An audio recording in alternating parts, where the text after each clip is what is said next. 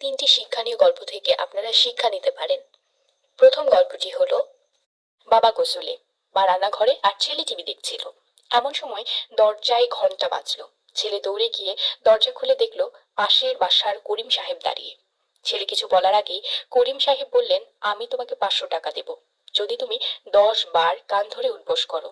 বুদ্ধিমান ছেলে অল্প কিছুক্ষণ চিন্তা করেই কান ধরে উঠবোস শুরু করলো। প্রতিবার উঠবোসে 50 টাকা করে কথা। শেষ হতেই করিম সাহেব 500 টাকার নোট ছেলের হাতে ধরিয়ে দিয়ে চলে গেলেন। বাবা বাথরুম থেকে বের হয়ে জিজ্ঞাসা করলেন, দরজায় কে ছিল? ছেলে উত্তর দিল, পাশের বাসার করিম সাহেব। বাবা বললেন, আমার 500 টাকা কি দিয়ে গেছেন? শিক্ষণীয় বিষয়, আপনার ধার দেনার তথ্য শেয়ার হোল্ডারদের থেকে গোপন করবেন না। এতে অনেক অনাকাঙ্ক্ষিত ঘটনা থেকে রক্ষা পাবেন। দ্বিতীয় গল্পটি হলো শিক্ষণীয় গল্প 2। সেলসম্যান, অফিস ক্লার্ক ও ম্যানেজার দুপুরে খেতে যাচ্ছিলেন। পথে তারা একটা পুরনো প্রদীপ দেখতে পেলেন। তারা ওটাতে ঘষা দিতেই দৈত্য বের হয়ে এলো। দৈত্য বলল, আমি তোমাদের একটি করে ইচ্ছা পূর্ণ করব। আমি আগে, আমি আগে। বললেন অফিস ক্লার্ক, আমি বাহামা সমুদ্র পাড়ে যেতে চাই। এখানে অন্য কোনো ভাবনা থাকবে না, কাজ থাকবে না। তিনি চলে গেলেন। এরপর আমি বললেন সেলসম্যান, আমি মায়ামি বিচে যেতে চাই, যেখানে শুধু আরাম করব। এরপর তিনিও চলে গেলেন। এখন তোমার পালা। দৈত্য ম্যানেজারকে বলল।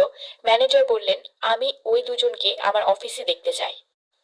শিক্ষণীয় বিষয়, সবসময় বসকে আগে কথা বলতে দেবেন, তা না হলে নিজের কথার কোনো মূল্য থাকবে না। প্রথম এবং দ্বিতীয় শিক্ষণীয় গল্পটি শোনার জন্য অত্যন্ত ধন্যবাদ। তৃতীয় গল্পটি হলো শিক্ষণীয় গল্প 3। একটি ঈগল গাছের ডালে বসে আরাম করছিল। এমন সময় একটি ছোট খরগোশ ঈগলটিকে দেখে জিজ্ঞেস করলো, আমিও কি তোমার মতো কিছু না করে এভাবে বসে আরাম করতে পারি? ঈগল উত্তর দিয়ে বলল, অবশ্যই, কেন পারবে না। তারপর খরগোশটি মাটিতে এক জায়গায় বসে আরাম করতে থাকলো।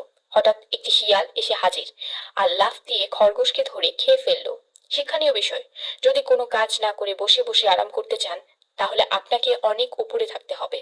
শিক্ষণীয় 3টি গল্প থেকে আমরা 3 ধরনের শিক্ষা নিতে পারি। প্রথম গল্পে শিক্ষণীয় বিষয় ছিল, আপনার ধার দেনা তথ্য শেয়ার হোল্ডারদের থেকে গোপন করবেন না, এতে অনেক অনাকাঙ্ক্ষিত ঘটনা থেকে রক্ষা পাবেন। এবং দ্বিতীয় শিক্ষণীয় বিষয়টি ছিল, সবসময় বসকে আগে কথা বলতে দেবেন, তা না হলে নিজের কথার কোনো মূল্যই থাকবে না। এবং তৃতীয় শিক্ষণীয় বিষয়টি ছিল, যদি কোনো কাজ না করে বসে বসে আরাম করতে চান, আপনাকে অনেক উপরে থাকতে হবে।